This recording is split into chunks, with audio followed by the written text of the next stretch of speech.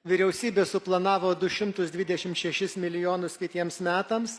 Priminsiu, kad ankstesnė vyriausybė buvo beveik tiek suplanavusi iš padidinto dizelino akcizo. Ups, dabar guodžia, kad gal nelabai daug sumažėjo. Ir pamiršo, kad dar apmokestina PVM, o kai pasižiūri PVM, ups, per 3 mėnesius minus 31 milijonas.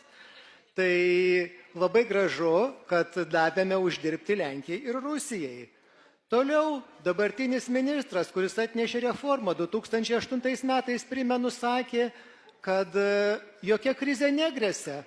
Apsiriko. 2014 sakė, kad įvedus eurą kainos nedidės. Ups, vėl apsiriko. Dabar sako, kad verslai neužsidarys, neišsikels į užsienį, nors iškelti į užsienį yra vieni niekai. Tai manau, kad labai simboliškas yra kolegų užrašas atgal į šviesų rytojų, atsižvelgiant į tai, kad reikšmingą indėlį ruošiant šitą mokesčių jovalą įnešė buvę Sovietų Sąjungos komunistų partijos nariai.